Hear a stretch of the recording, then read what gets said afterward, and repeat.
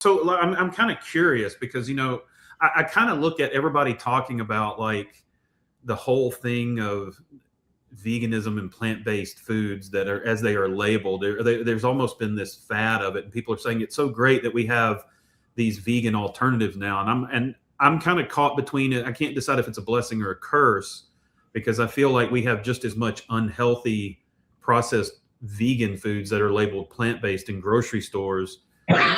But what I'm kind of curious then when you were training in your teens, like what did a day of eating look like for you? Like when you say you were eating fruits and vegetables, I mean, were you eating like, beans and rice and potatoes and corn? I mean, was that consistently the primary? So, I mean, or what did it look like? No, probably not. Probably I was eating like, like a whole bathtub full of food. I mean, I was eating a huge amount of food, but I had to eat a lot of nuts and seeds to get enough calories. You know what I mean? Sure. And to eat, like I was in college, I'd have them in my classroom. I'd have like sunflower seeds and almonds with me in class to get enough calories. Because right when the class is over, I'm out running behind a truck again. You know what I mean? Carrying weights on my back behind a truck. Running, whatever. So, but in any case, I ate a lot of fruits and vegetables. I guess we had a lot of, we must have had some rice and potato and corn, but mostly we had a lot of fruit, a lot of bananas, a lot of, and a lot of nuts and seeds to get enough calories. Yeah. Had you eliminated dairy or anything like that, or was that still part of your diet then? I don't think I had too much dairy. Maybe I had a yogurt occasionally, but yeah, mostly I wasn't, I don't think we had much dairy, and we didn't have animal products. I don't think any animal products more than once a week, probably. Wow. Yeah. That's completely the opposite because I grew up in rural Mississippi and I played football and baseball my whole life. I actually went to college on a football scholarship and, they're force feeding you almost. And it's just as much peanut butter and steak and chicken as much as they can get down you, and you kind of think, oh, I'm eating healthy, but then when you realize you get out of playing football and you're not doing it every day and you go, yeah, I'm really not that healthy, and why is my blood pressure high at 25 years old? Yeah, the main thing that people don't realize is that it's the animal protein that feeds the development of cancer. Right. And it's and you see lifetime exposure to high animal protein intake that allows your body's cells to be more prone to hyperreplication, that more triggered to be turned into a cancerous state. So. But in any case, the processed plant foods, obviously, we're talking here about eating the human body's need for vegetables. Right. You have a high requirement for vegetables, and whether you're a vegan or not, you can't be healthy if you don't eat a lot of vegetables. Now, I go through the 4 principles of human longevity. High nutrients in the cell, high density of nutrients in the cell tissues, right? Right. Lack of toxins in the tissues, and low body fat. I mean, you can't be healthy no matter what you eat. And all the plant-based eaters that are still overweight, overeating calories, they still can't be healthy. They have too much fat on their body. Right. Fat drives inflammation. There's no such thing as a healthy overweight person. Right. But the last thing is the 4th thing, hallmarks the weakness of a plant-based diet, and that is an adequate omega-3 index. Right. Because if you don't take an adequate omega-3 on your plant-based diet, that leads to an increased susceptibility to chemical toxins. And then you can develop Parkinson's disease or some other brain neurologic disease because your omega-3 index was low.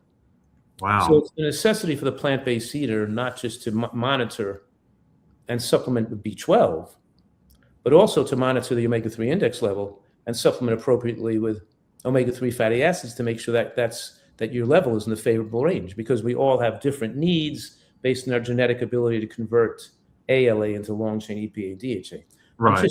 I'm bringing that up because just recently published was the Seventh-day Adventist Health Study 2, which only compared the vegans to the non-vegans. The vegans had lower rates of cancer and lower rates of heart attacks, dramatically lower rates of cardiovascular death. But they had higher risk of neurologic problems like Parkinson's disease and dementia and strokes were higher in the vegan population. Wow. So I'm very careful, very precautionary, to make sure people following plant-based diets know to make up for these, to supplement appropriately with these things that could cause neurologic deficits in later life. Okay. And that's great because I definitely want to get to that because that was actually one of my questions because I feel like there's a lot of, especially within the vegan plant-based community among doctors, there's this don't take supplements, you need supplements. And I kind of operate that I don't see how you could not, but I know there's some good supplements and there's bad supplements. But I want to come back to that, but I want to ask you because a lot of people ask me a lot of time, one of the things that, I feel like you're big on is nutrient density. And can you just, for a lot of people that just, I feel like there's a misunderstanding on what that actually means because a calorie is not yeah, 1-to-1 kind of thing, but what does nutrient density mean in just plain language? Well, it means the micronutrients, which consist of vitamins and minerals and phytonutrients, the concentration in the food per calorie. Right. And and both processed foods and animal products have no significant micronutrient load when you're talking about phytonutrients and antioxidants. So the animal products have no phytonutrients and the processed foods have no phytonutrients. And it's predominantly the phytonutrient exposure that enables the body's immune system to defend against cancer and premature aging. Okay. So, and the foods that have the highest amount of longevity promoting phytonutrients are vegetables, particularly green vegetables. Okay. So when your grandmother I just want to say that we could track a person's lifespan by just tracking one factor is the most accurate, and that's the amount of green vegetables they consume in life. Wow. So the whole thing of you got to get a green because I remember growing up, and of course we used pork as a seasoning in the South, but there was always something green on the plate. Like you had to have a green vegetable. And I don't think they could tell you why. They just, but okay. So I'm even curious, like, what is it about the green vegetable? I mean, I get the phytonutrients, but why is it the green? I mean, why not a squash? Why not are they just the most well-rounded in phytonutrients? Or are they just like powerhouses with phytonutrients? I mean, what is it in the green? Well, you're right. I mean, if you said what's the most powerful phytonutrient to extend lifespan and prevent cancer, it most likely will be the isothiocyanates, the ITCs, found in green cruciferous vegetables like broccoli and cabbage and Brussels sprouts and and kale and collards and arugula and so yes, it's probably the ITCs that are found in green vegetables. But there's not just one; there's hundreds of those. There's also probably 1,000 different nutrients we're talking about here. Many of them haven't even been discovered yet. But it's true, the isothiocyanates have unique ability to change the pathways and to enable the body to recognize and remove toxins from the cell, and to help repair DNA, and also to have various synergistic effects that not allow cells to replicate or prevent cells from becoming abnormal, or to start to get down pathways that could lead to abnormal replication. So yes, lettuce is a superfood, by the way. Even just green lettuce. Lettuce is the richest source of sulfoquinavose, which is a fuel for the healthy bacteria in the gut to line the gut with a protective coating, which stimulates immune function because we have these intraepithelial lymphocytes. Uh-huh. It's called the gut-associated lymphatic tissue, the gall that lines the digestive tract, which are the defenders at the gates of the castle. Okay. And without adequate green vegetable consumption, though that gall, those interepithelial lymphocytes atrophy and don't get activated. You need a high green vegetable intake to activate a whole different arms of our immune system and body function. We're a primate like a gorilla, or a chimpanzee. Right. And primates are all green. Our body is green vegetable dependent for function, for these compounds in green vegetables. Wow. That's why one of my mantras is to say, the salad is the main dish. Have a big salad at least once a day. If you're not doing a big salad at least once a day, you're not a nutritarian. That's like foundational to this program, having a big salad once a day. And the components of the salad are lettuce with something cruciferous, like arugula or bok choy or baby kale, because you said, what is there in the green vegetable that's so powerful? And then that's what's in there. It's the ITCs in the green vegetables that form in the mouth as you chew the food, Yeah. So, okay.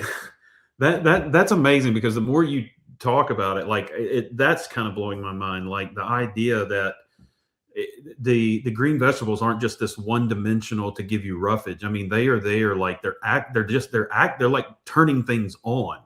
Yeah. That, wow, it makes me go back and going. I mean, I eat green vegetables, and I'm sitting here going, I don't know if I eat enough green vegetables, but I know it's like, I mean, that is okay. So I'm sorry. I'm saying your salad at lunchtime should be most of what you eat. You could have salad and soup and a piece of fruit, but your salad should be huge with a lot of lettuce and a lot of arugula and onions and onions, cut up red onion or scallion, with a dressing made from nuts and seeds and maybe tomato sauce and soy milk or almond milk. You make the dressing out of that, and you have you're putting some beans on the salad, but but in any case, I'm eating a lot of greens every day, and I put sprouts on that too. I grow my own sprouts. Yep, my wife just started growing sprouts. Yeah, we get the sprouts from the sprouting company, those sprouters. I mean, and the sprouts are great too because all the sprouts turn into. Anyway, the point is they're high quality sprouts, and the sprouts are very, you could say, even more concentrated form of green vegetable. They're even higher in nutrients than regular green vegetables because the babies are the highest, have the highest concentration of nutrients. Yeah. Wow. So we have that in the morning, and then at dinner time we have more green vegetables in the form of cooked greens. Cooked artichokes or broccoli and garlic or asparagus or string beans or Brussels sprouts. So I have my big green vegetable salad for lunch, and I also have at least half my plate at dinner is full of green vegetables as well, cooked. Wow. Yeah, that's just kind of blowing my mind. Again, I know they're healthy, and I know the phytonutrients and stuff, but just to kind of hear you expand on, I mean, it just. Are you doing that? Are you doing a big salad once a day and then at least a half a plate of greens as well? Cooked? Usually I feel like it's usually either or on some days, but like I usually don't like to do a heavy lunch anyway. So it's usually like, it's either a lot of cooked greens or there will be like a big bowl of salad, like a chopped salad added with chickpeas and stuff like that. But I think I'm going to eat more after talking to you about this because And you got to chew that salad really well too. You got to try to liquefy it in your mouth because a lot of those compounds are formed in the mouth as you crush the vegetables. Yeah, and that's the thing. I still eat like a Southerner. One gulp and it's down. Yeah, so remember, I said about 5 minutes ago I used the term ITC, which stands for isothiocyanate. I should just remind everybody that these ITCs, these most powerful anti-cancer protective nutrients in green vegetables and sprouts, aren't in the vegetable yet until you crush them in your mouth, and an enzymatic reaction occurs in the mouth, forming the ITCs in proportion to how well you chew and break open the cells. So the better you chew and the more cells you break open, the more ITCs, the more anti-cancer potential is realized by you liquefying that. But if you swallow it whole, you're not chewing very well, you're not going to form any anti-cancer compounds. Wow. Yeah. So again, going back to chew your food really well. I mean, especially the green vegetables. Golly, that was something I don't think I've always known we should chew. Do you know Gomer Pyle? Yeah.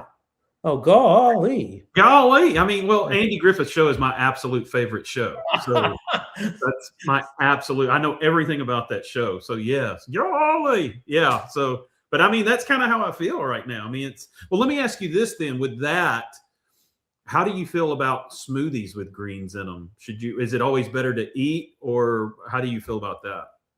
I'm not against smoothies with greens in them, but it's not the same thing as chewing and mixing them with the bacteria between the mouth, which form when you do it in your mouth, you form more nitric oxide, which is an anti-inflammatory, beneficial for the anti-aging effects on the blood vessels. So it's healthier to chew it well than it is to eat everything blended. But if you're in a rush and you want to have a blended salad, that's great. But you still should, if you're eating a blended salad or a smoothie, you should still chew a salad once a day too.